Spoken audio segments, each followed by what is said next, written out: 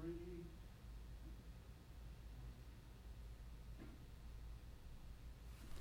Hi, everyone, and welcome to our audio production town hall. Every month you'll find us here doing something like this, and we'll be talking about all different facets of the audio industry, whether it is making sounds for games or for film or for making records.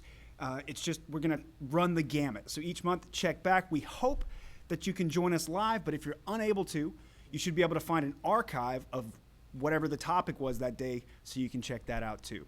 So, that being said, we're going to jump right into today's topic. You might have seen on the screen that we're talking about Foley, right? So this is sort of one of my areas of expertise, but what we're going to do before that is talk about who we are. So, who are you? Hi, Ben. I'm Lee Riley. I'm owner of Anything Audible, a local audio post-production house here in Orlando, featuring work for international and national clients. And my name is Ben Conley. I'm the Course Director of Audio Post-Production. If you have not had my class yet, you will. If you have had my class, it's nice to see you again. You saw quite a bit of me in there. So the reason I'm brought in to talk about this specifically is not only do I teach a class about doing sound for film, but I also happen to specialize in Foley when we're working on projects. I should note that Lee and I have been working together as a recording team for what, 11 years now. Yeah, sure. It's like Where's it gone? I've never not known you. And we've done everything from feature length film to animations to all this stuff. And so it's been a ride, and we work really well together, which is why I thought it would be more fun to have both of us here for this instead of just having me spout off about it. So, Good. You ready to jump into Foley? Why not? Let's start. So, Foley is essentially a type of sound effect that we will have, right? You have all different kinds of sound effects in film, but Foley kind of refers to a very specific part of them, and they're sort of the scale and the types of things we record is different than maybe some other stuff. So we're going to sort of separate what is and isn't Foley in this section. But I guess we should start with why it's called Foley in the first place. Well, I think from the infamous Jack Foley, I guess, from many years ago, right? He was a Universal employee in the 1920s. Yeah. So he was basically a guy that was, said, hey, there's no sound in this movie, and I think I can actually, put some of this sound in there, which was a void. So I think especially because the original films that had sound were called talkies, right? And he had this thing is like, hey, people do more than just talk. They move around, they fall down. If you don't think this is important, watch the Three Stooges with the sound off, right? So it's not just the lines of dialogue that happen. All those other crazy sound effects get put in, and it completely changes the tone. Absolutely. So we know why it's called Foley. What is it? Well, it's really plain and simple in one sentence. I guess it's the art of performing sound effects to picture. Even when we're not really, sometimes we get to do it without picture, but most 99% of the time, 95% of the time, we have a picture to perform to and to record and to edit to. So that's really what the mainstay is about the whole thing. We have some kind of a motion picture that we do this to. And I think that's what really Foley is. Yeah, it certainly started out. Now, we have seen, and both you and I have worked on things since that are on the interactive side, where we use very similar Foley techniques for creating sounds to be used in interactive projects. But in its, I guess, most original form, we watch the picture, we act a sound out. So if you've ever heard of a process called ADR, it's where actors come in, redo their lines. Yeah. It's my job as a Foley artist is to redo everything else they did, right? So if they said something, while they said something, they put their hands together, it'd be my job to do something like that. Absolutely. Now, Foley, it's weird. It's one of those buzzwords that I hear people who don't really know what it is, that they'll refer to any sound effect as Foley. So where does that get kind of hairy? Yeah, I think I have clientele that who basically they would ask and say, "Oh, this Foley sound, whatever it is." I said, well, no, that's a car passing by, So that's definitively it's not a Foley sound. It's something that we can't reproduce in the studio. Now, if it was a car door or touching, someone puts a hand on the vehicle. Sure. That's something we can actually do. So it's something we can control, say that gun movements or anything like that. We don't want to fire the gun in the studio. It's terribly irresponsible and dangerous. It's loud and it's dangerous. Bad idea. Yeah, so it's a case of we'll do the handling part of it. So that's very definitive. It's a hard sound effect as compared to, doing it ourselves and the physical movement aspect of it. The way I tend to describe to my students in class is that I'm a pretty okay Foley artist. I can It's not bad. say, but I can't reproduce the sound of a grenade exploding. Exactly. In a real way. If I was not. going to do a cartoon version, yeah, I could probably do something like that. Sure. But what I can do is maybe pulling the pin from the grenade or the grenade rolling.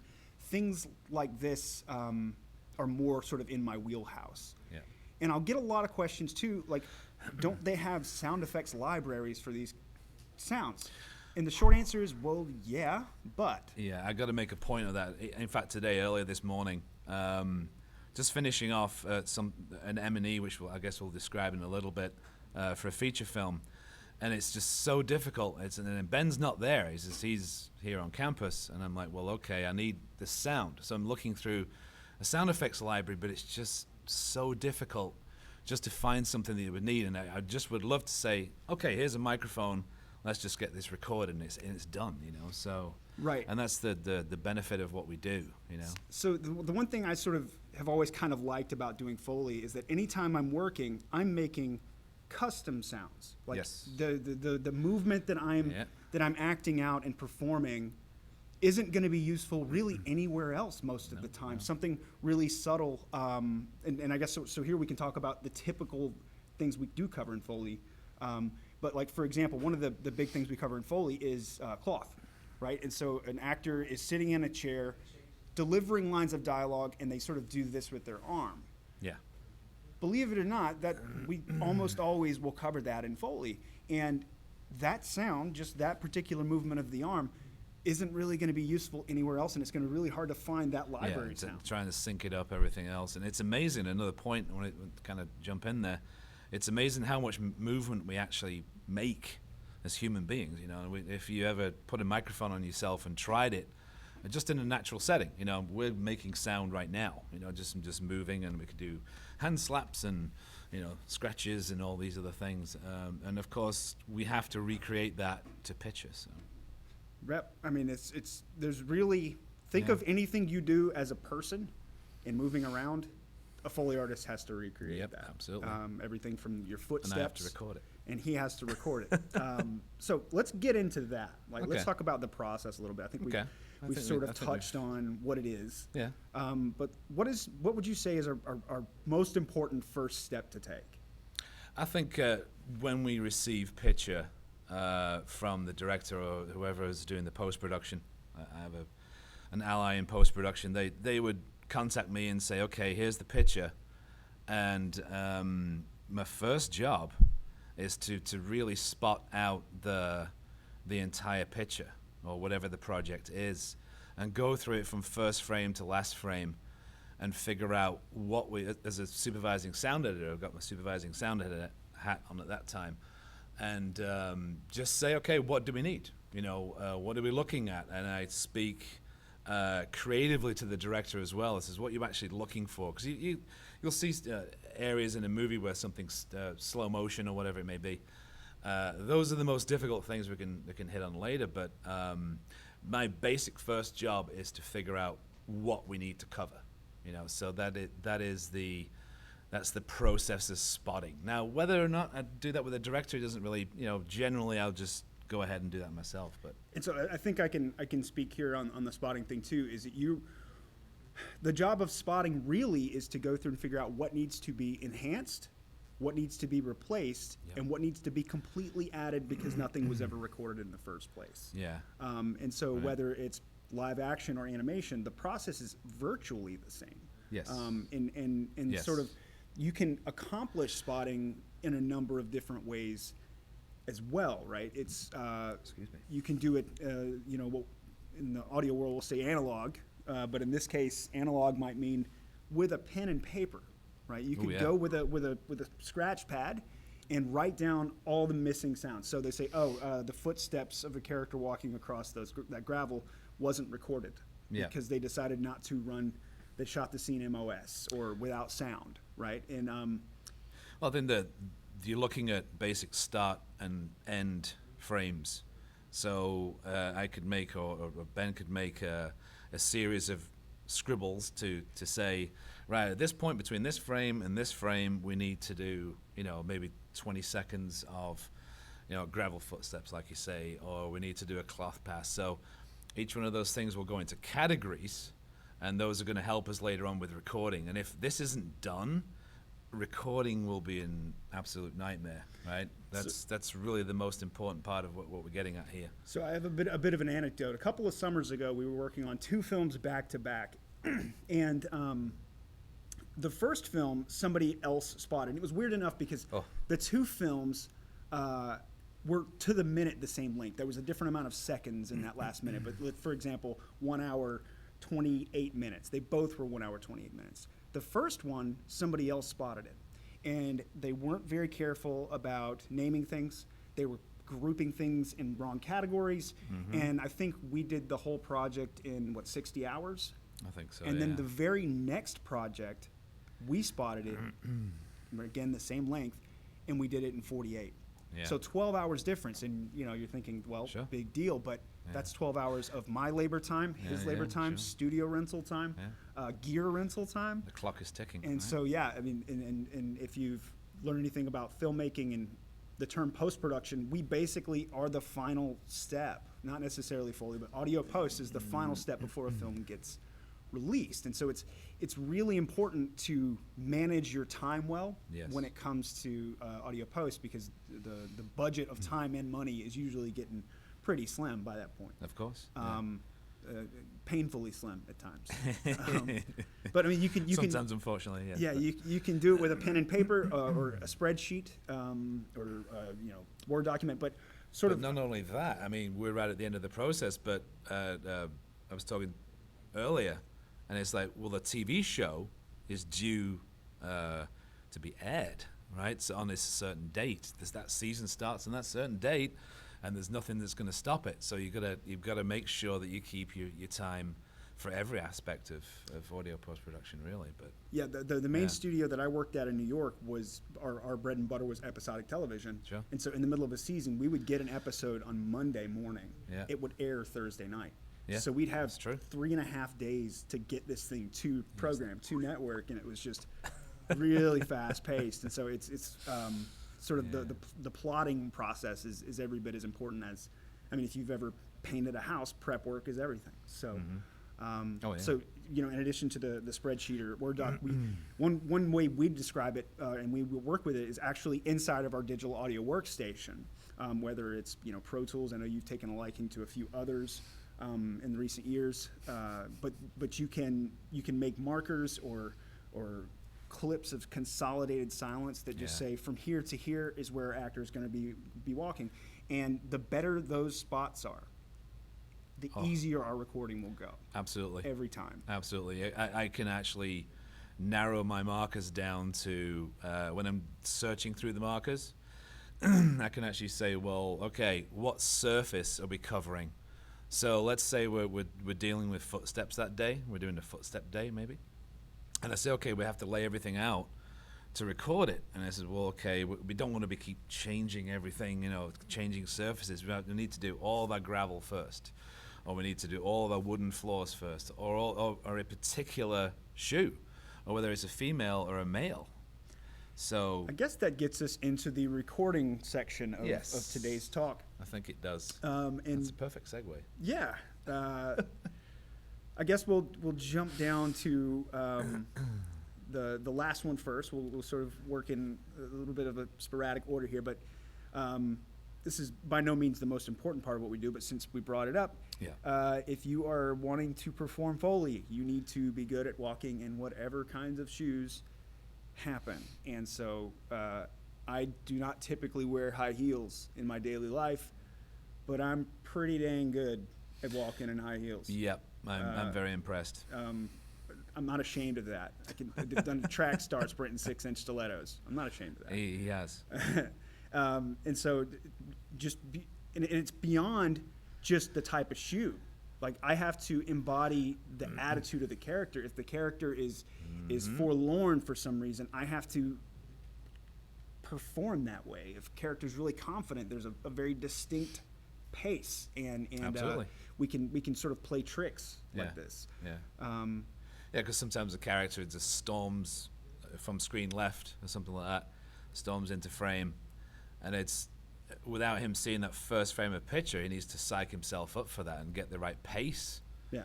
Just he's like, okay, clack, clack, clack, clack in high heels, and just comes on, and of course I'm going to pan everything later, but that's another. I know exactly the moment you're talking about now, because yes. Just recently. This movie we finished recently, there was a female character who always wore heels and was always mad, and she always walked in from off screen. It was just every single time. It was just, and she was a very fast walker. So it was. But so to circle our list back here, if I'm doing something wrong, I mean, I would argue that the most important thing about what we do is our ability to communicate. Oh, communication is key. Because poor Ben, he has he prefers to do this without the aid of any headphones, whatever it is, and you can say, well, why is he doing that? Because as a vocalist, you'd have headphones on, and of course you got a cable sticking down. So we don't want that cable sound in the recording. So I'm going to talk to him over basically a speaker, and that's the way he prefers it. So, but that means you can't hear the physical recording, whatever's going through that mic. I should note that a lot of Foley artists these days are preferring to do with wireless packs for like Comtech TalkBack, that kind of stuff. I just don't like it.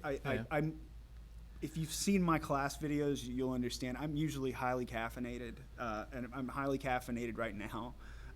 But I mean, if I'm doing that while moving around, the likelihood of my headphones falling off is pretty high, and so I just prefer to trust my recordist. And so in this case, Lee would be my recordist, and when he tells me I'm off mic, I don't argue. I'm like, okay, fix it, because we have to. I mean, ideally, I want to get it right on the first take, because that means we move faster. But it's the thing that helps me beyond you talking to me and tell me what I'm doing right or wrong is my ability to see picture playback. And That's so, right. like in the studio now, you have a TV monitor that I watch while this is happening. Sure. And so, if you're looking to set up a makeshift Foley space, if especially if somebody else is recording you, obviously being able to see pictures one thing. But having it on a separate display, not being crowded by your digital audio workstation, is super helpful, because then I don't get distracted by meters or anything like that. If you've ever tried to track yourself playing an instrument, it can be distracting with all the lights. Now imagine watching that while you're trying to do some detailed hand movement with a prop. Sure. And nowadays I give you streamers. Basically I give him a cue that comes in, a physical cue on screen. And he'll see at the top left-hand corner, if it's yellow, it's an audition. So we're auditioning. He needs to see, how his steps are going to play out, right? So I'm going to play him on audition, and that's going to be yellow. And then when he sees that red in the corner, he knows he's recording. That's it. So we've got communication between you and me, and as we were talking about before we started, we went live today. He uses the same TalkBack mic in our studio. Yeah, when I sat down, I was like, oh. As these ones here. So we talked about your ability to talk to me, my ability to see the picture. What microphones do you like using? Well, that's always a great question. It's and I hate to say it depends, but we've tried a plethora of different mics, and of course it all depends if we're recording water. If you're doing a water pit, we've even been brave enough to use $1,200 mics for that. We just got to be real careful. So I was very sweaty I was very nervous because I was like, I'm going to wreck this really expensive microphone. Yeah, so I mean, it's like a Sennheiser 416 is a typical if word, because there's some ilk that says we're trying to match production, And of course, if you have a boom, someone in production is going to be using a 416 or a Sennheiser MKH50, some kind of a small diaphragm condenser. Dynamic mics are really, really difficult to deal with, just to get enough headroom out of them. But we've tried large condenser, large capsules. We've been very happy with 87s, U87s, and even the TLM 103, 102. Just completely. We've even used a $5,000 Sanken before, which was like, oh. But another thing good. we ended up having really good luck with a few years ago, we were testing a $100 like knockoff microphone that we got, and we got some good results. So that just goes to show you you don't have that to spend if thousands, with your launch box, you can get good recordings. I mean, it really just my sort of, when everybody asks me what my favorite Foley mic to use is, I say it's the best microphone you have. And I really like having versatile mics. Sure. When we're talking about tracking music, we'll spend a lot of time trying out different microphones on different instruments. Sure. We don't have time to switch out No, we that don't. much. We want one microphone that's going to do a lot. Pretty much a catch-all microphone. Yeah, and so that's why the U87 is great. Yeah. It's really good at a lot of different stuff. Sure. So is the Shure KSM 44. Yep. I've had good luck with. Yep. And so it's sort of I consider it a trick question when people ask me what's the best Foley mic. I'm like, it depends on who you are and what you have in your house.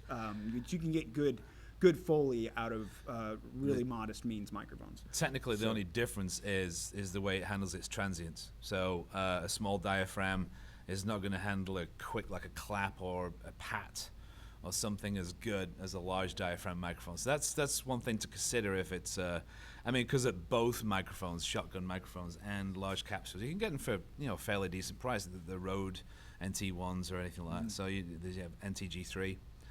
So there's all these different microphones that you can get within your budget. So yeah, I mean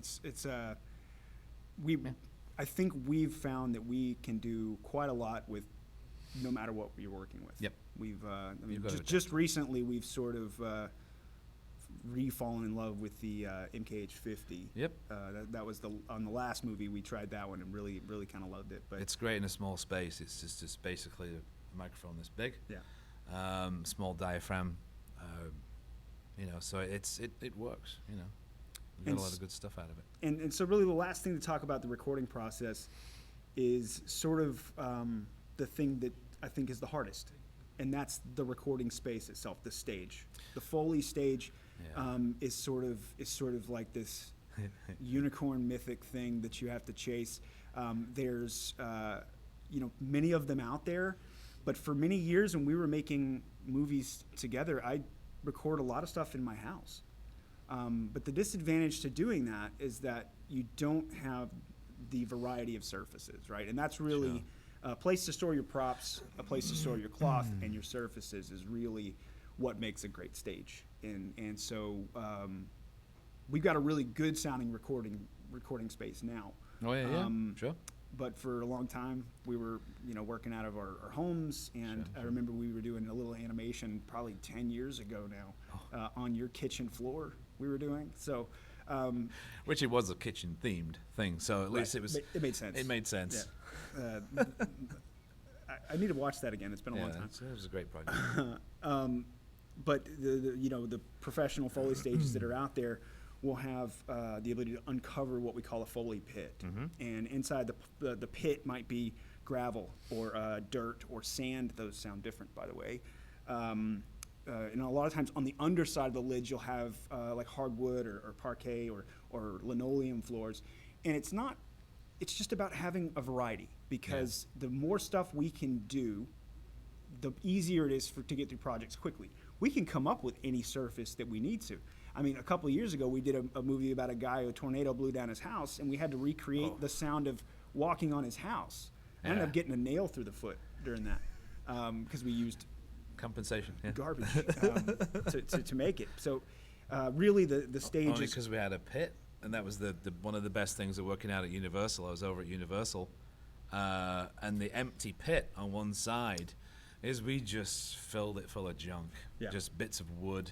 And by nails, the way, apparently, by the way, if you ever look up what Foley stages look like, It looks like a garage. It's a mess. with microphones and sound treatment, because that's what it is, and it's awesome. You know, you can, because we have to make a mess.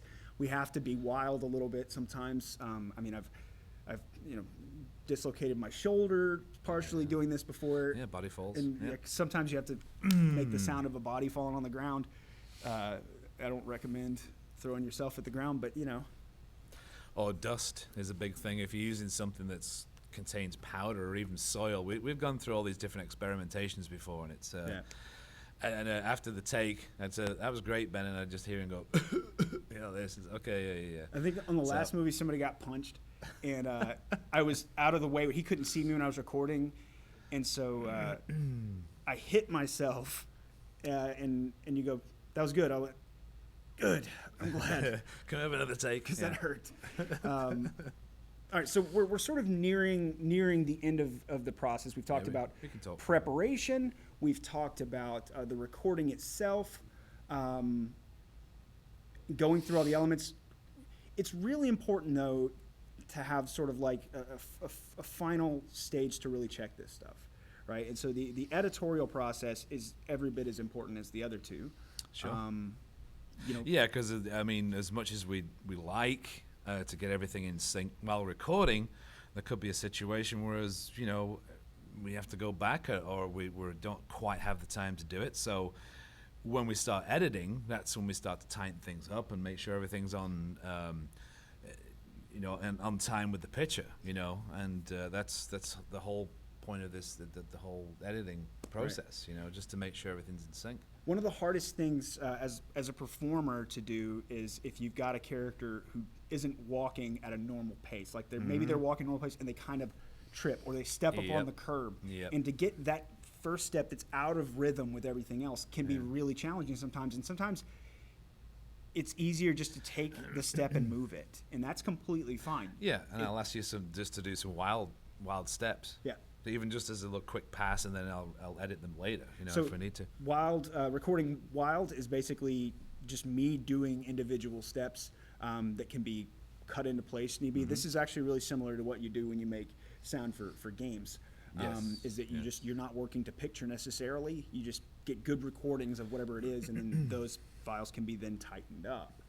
And so the sync is one thing. It's also important that when you edit these things, you're listening on proper speakers or headphones, because if if somebody is wearing headphones, you can get production playback or feedback into the mic. We hear that quite a bit. Or if you're using a 3-beep cue or something like that sometimes the decay from that can get into the recordings. Yeah, that's fatal sometimes. And so you really got to tighten it up. And so those of you who are working in your audio post class or working with, you know, you're recording yourself or somebody else, you owe it to yourself not to rely on just the waveform. Really get in there and listen. It should go without saying, but sometimes, you know, it's late and you're tired. Listening is good. Yeah.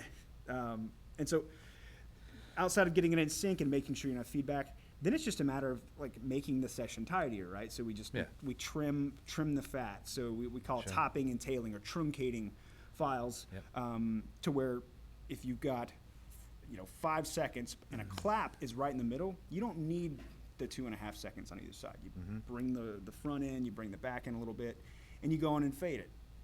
Right? And so that's what you do on the editing side. And I should note that I've done my fair share of Foley editing as well as performing. Yes. And so, in fact, that's how I got into doing it in the first place. Was that somebody asked me to edit some Foley that somebody else had recorded. And that's how you got fast when you're doing that kind of stuff. Repetitious editing like that. If you want to get fast at editing software, work on a movie and work on something like the Foley, because it's a lot of. It seems like it's monotonous, but it's really not. You end up developing a lot of speed. And at this point, in particular, I work primarily in Pro Tools. I consider Pro Tools to be like an extra knuckle. Like I've been working with it for so long at such a breakneck speed that like I sometimes when I'm in other programs will start to use Pro Tools quick keys. Like I'm sitting there in Microsoft Word and I start hitting T because I think it's going to zoom me in. And it's the second part of your body. It doesn't work. But you know, I really, I think we've kind of gone through the Foley process from start to finish here. Is there? You cool with taking some questions from our audience if we have any? I believe so. Is it that time, or is it or do we have to wrap it up with your presentation? Well, no, if I go Yes. questions, yes, like that. No, So I'm not getting the red light. So I guess that means we have. Say what? No questions. Okay, we just that keep means talking. that means we've explained everything perfectly and made zero mistakes. Well, no, I thought that maybe if we didn't get any questions, it would be a good time to just sort of go through some war stories, and maybe even do a little bit of shameless promotion. okay, you better start then. Well, so a few years ago, we had this film that was about like sort of a post-apocalypse kind of thing. And so there's a lot of the microphones on set didn't get a lot of stuff, and it's really I'm talking about your Foley top tips videos that you've made. Yes, sort of going into a lot of the things we've talked about today. Sure. Sure. I don't know if we're gonna. I don't know if I have the magic to do like a link to somewhere else, but I'm this sure corner. if you saw Lee is from anything Audible, you can probably find your way to them if you're interested in more information on specifically this topic. Yeah, because there's another element we haven't really talked about, and that's the whole mixing element, really. Right. We didn't include that because we thought we'd just be talking forever. We'll just run out of time, and actually we did a pretty good job, if I may say so. Yeah, it's helpful having a clock right here on the screen. Yeah, and it's like the countdown. So yeah, but I go into things like this about mixing as well, because that's actually, I was going to make that point earlier, is if you're trying to take a sound from a library, then take a sound that you've recorded, then take a sound for, let's say, Ben recorded, like he said, in his own house or whatever, and all these different recordings. The downside to doing that is the actual natural element that the recordings have been in. So some of them are going to be dry, some of them are going to have a little bit too much reverb than they should do. And that's the thing, like, for example, it's just so hard to get all this, to sit in the mix seamlessly, because what I do now, when I'm mixing in stereo or surround, I actually have I'd go through and make a pass and mark everything out and say, well, okay, this is this room, this is this room, this is this room, and then we have little snapshots on the reverb.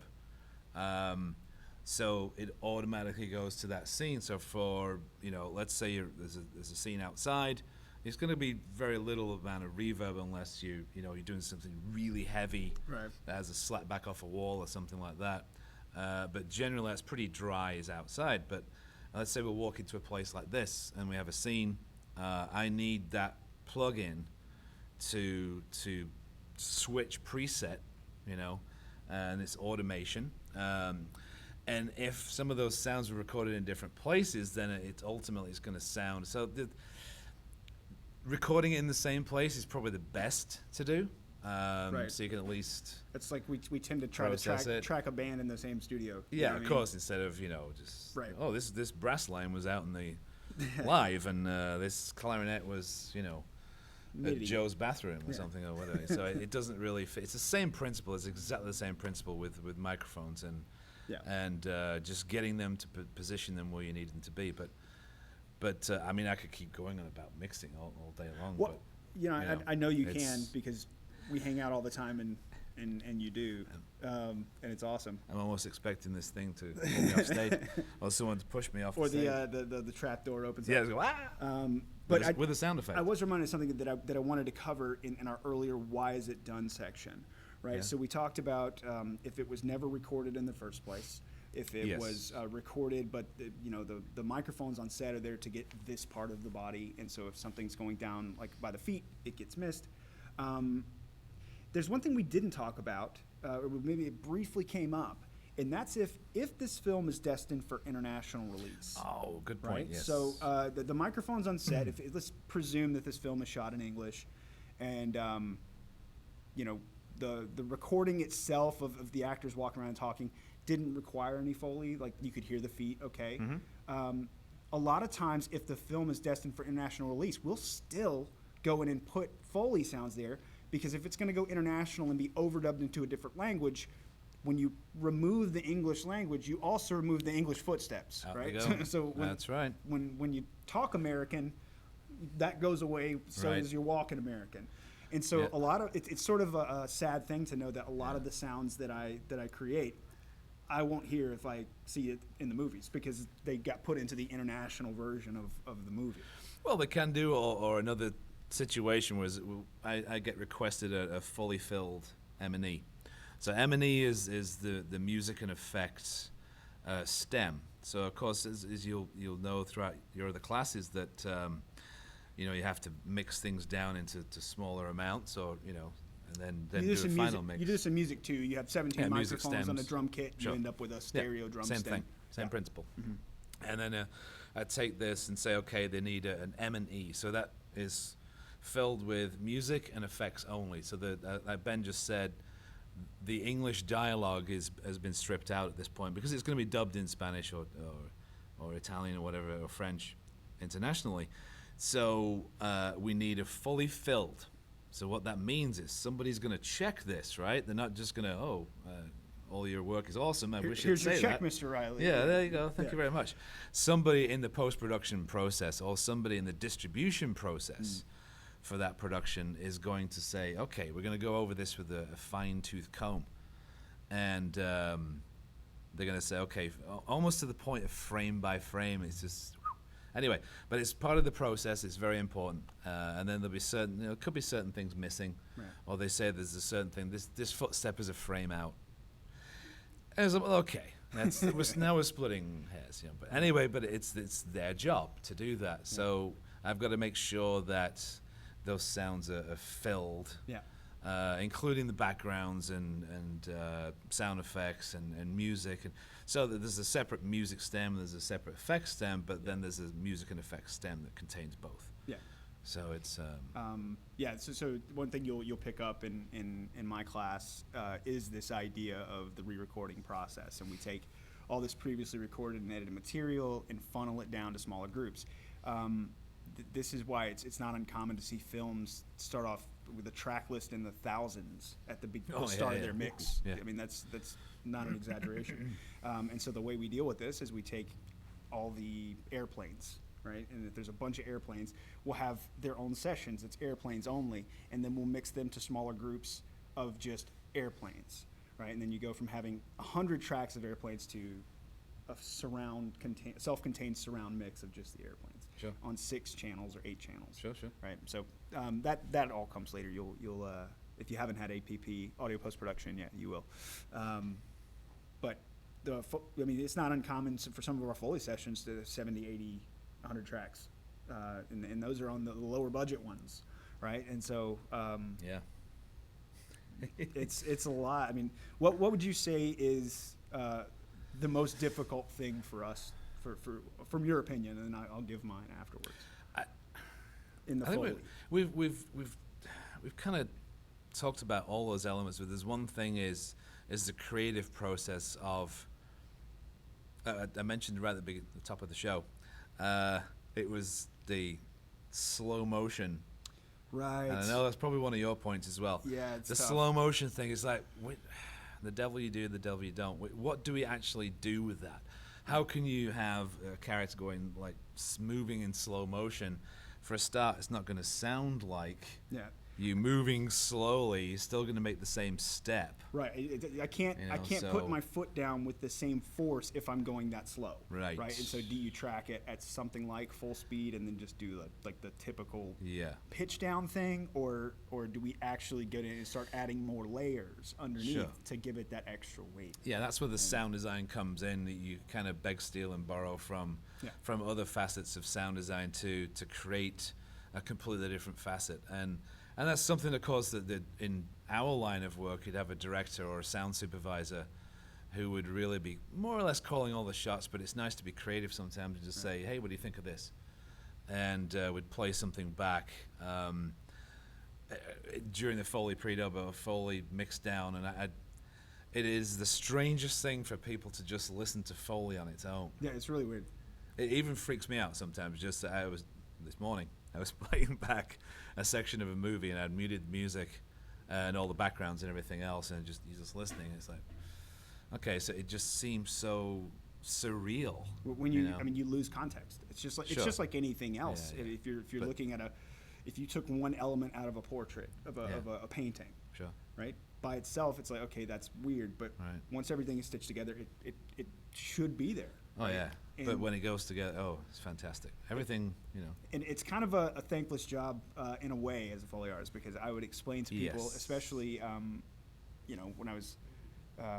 when I meet new people and I explain what it is that I do, they'll ask, what kind of sounds do you do for movies? Do you do like explosions and stuff? I'm like, nah, I do footsteps. And they go, what? But why? And it's like kind of like, well, if it wasn't there, it would be problematic. Yeah, if you've done a good enough job, Nobody knows you I won't exist. you won't notice. Yeah. That's the thing, right? If we've done a bad job, there's going to be a space. There's going to be a gap. Or it's going to be so out of place. Like, Yeah, the mix wasn't on, or it was out of sync to the point where it was distracting. Yeah. And I if think it's distracting, it's bad. that's probably where the toughest line for me is, on my side of the glass, is usually when I think I've gone too far, you're like, no, that's fine. But you can go over the top with it depending on what it is. Yeah. It's that communication comes back to that every time. Yeah. And just I don't mind if Ben goes a little crazy with something, especially when you have to do gory sounds as well and gross sounds. Yeah. By the way, so when we're doing that, we can either laugh or get grossed out or. Okay, so I did think of something that's like pro tip. If you are performing Foley, or if you were recording somebody doing Foley, if 5 takes go by and they're still doing it wrong, that's on the recordist to stop it. Like, if some people like to do loop record. I don't like loop record because it encourages you to sit there and make the same mistakes over and over again, instead of you being like, no, next time come in a little bit earlier, or next time be a little bit bigger on that first footstep, right? He's as much my director when we're recording Foley as anything. In fact, I'm never around the actual director of the film. Sure, you're absolutely. my director as far as I'm concerned. Yeah, and it's funny because sometimes I can't feel that Ben's going to get hurt from this, feelings wise. He knows if I'll tell him if no, it takes a lot to make me cry. So unless you're doing it for Foley.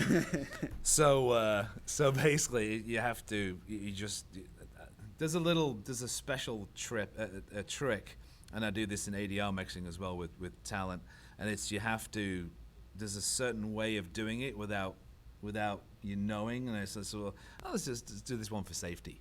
Yeah. Oh, let's try this other way. I know that trick. He knows the trick. Yeah, so he's basically him telling me that stunk without me having to say it. But I'm keeping my secret. I'm keeping a close eye on my timer, and it appears that we only have another minute and a half or so. If there's a last minute question anybody wants to drop in, perfect for a question right now. That's fine. But in the meantime, while we're waiting on that potential question, I would like to thank this group behind the camera. For those of you who are tuning in, you may or may not realize that it's students here on campus who put this on, right? So the people running the cameras, people running the lights, it's all fellow Full Sail students that are making this happen. And I know that I would probably look a lot worse than I do right now if it weren't for these folks doing what they do. So he says he has a radio face, but I don't believe him. Yeah, I've been told I have a face for radio. But anyways, in our last 50 seconds here, I did want to extend a big thanks to Lee Riley, MPSC. By the way, that's the Motion Picture Sound Editors Guild, for coming by to join us. You can find my pleasure. You can find you at anythingaudible.com. Anythingaudible.com. Yes, that's me. And you can get a sampling of the kind of work that Lee is involved in. You're all over IMDb these days. A few places. An ever-growing credit list there on IMDb. We really appreciate him coming by. For those of you out there who are watching, who are my current and future and past students, goodbye. And thanks for joining us, and we'll see you next time.